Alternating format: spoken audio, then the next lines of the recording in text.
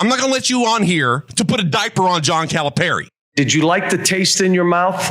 Let's get that taste back in our mouth. It's not communism. It is not communism indeed. We no longer live under the oppressive regime of John Vincent Calipari. We now have the hope and effervescence of one Mark Pope and the Cats. Sometimes the more things change, the more they stay the same. As Kentucky went on the road and were anchored down by the Vanderbilt Commodores in Nashville. You know what? Let's talk like fans.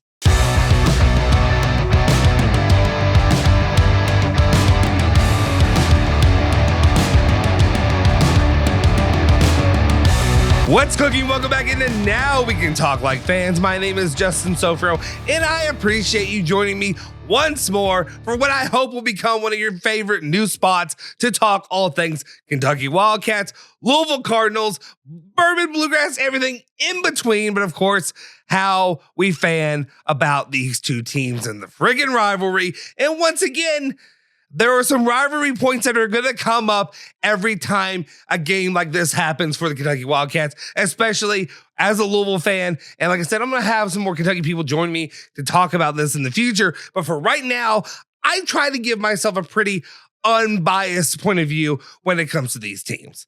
But again, there's been a discussion about the way that these coaches perform and the teams that they're playing against. And just recently, I had a little bit of a curmudgeon-y Kentucky fan come up and, give me a little bit of flack about Louisville beating these bum teams, these unranked teams, these teams that are not good enough. And then the next thing I see is Kentucky going on the road and losing to a bum unranked team.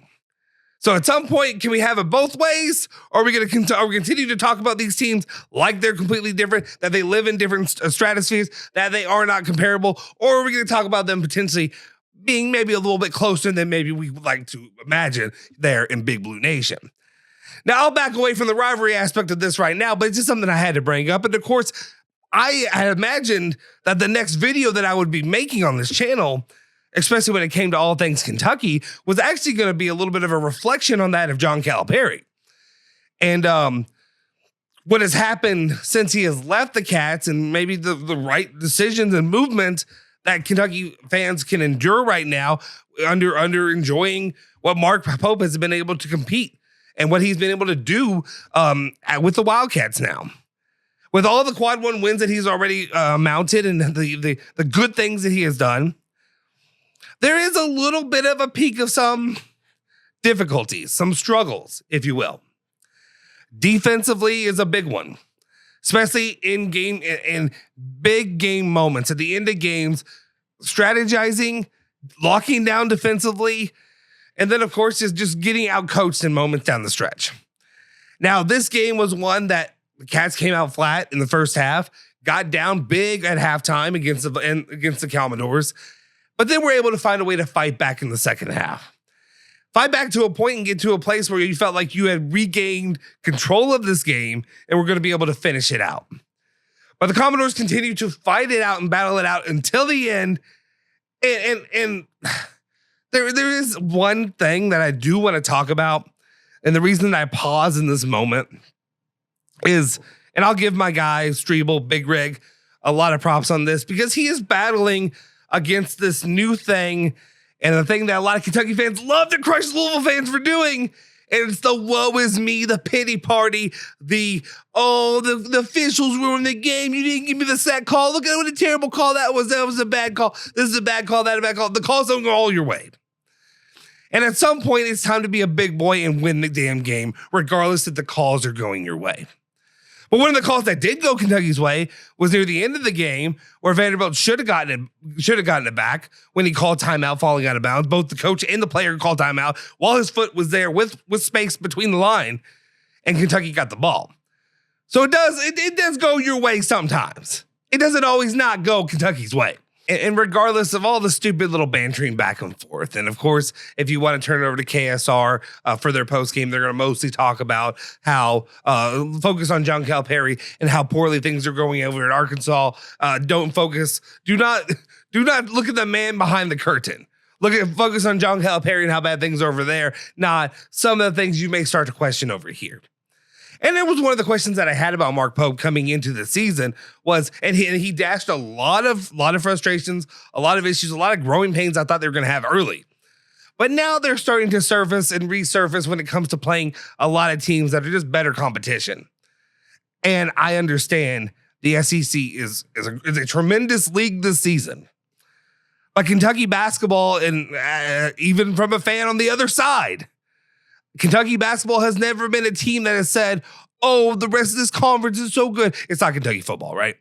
I'm sorry I'm doing it, but it's not Kentucky football. It's always been, we are the dominant program. You are the dominant program. What did John Calipari say? You are the needle. You are the needle, correct? Am I wrong? In these circumstances, Kentucky basketball fans expect to be the needle. They don't expect to get moved by a team like Vanderbilt. And I understand Vanderbilt just put away a rival, their biggest rival, Tennessee, here recently. And I think Tennessee is a great team. It's one of those top 6 teams that I really view as Kentucky needs to compare themselves to be competitive, to win potentially a national title. And I'll be honest, as a Louisville fan, I was looking at Kentucky and saying a national title is definitely on the table this year. But these games are starting to give me a little pause for what they can do and what could be at the end of the road. There's a reason you moved on from John Calipari. The reason you went to get Mark Pope, and regardless of it was Mark Pope, it wasn't, Brad Stevens. Why are we going with Brad Stevens? It wasn't your boy down at Baylor. It wasn't Scott Drew. It wasn't UConn. It wasn't any of those guys. It was Mark freaking Pope. But at the same time, you're going out there and you're getting these players and you're getting these recruits that are coming in and they're doing a pretty damn good job. The expectation right now, and I don't know about you Kentucky fans, I'm not going to speak for you, but the expectation that I was told was always make it to the second weekend of the tournament. I felt like those expectations probably should have been risen here in the last couple months for the team as they entered league play. And I did say we all knew that Kentucky was going to take their lumps. We knew Kentucky was going to struggle at points in the SEC. But it's games like this, and I understand it would have been a quad 1 win on the road. Take a quad 1 loss, that's okay. That's not going to hurt them at all.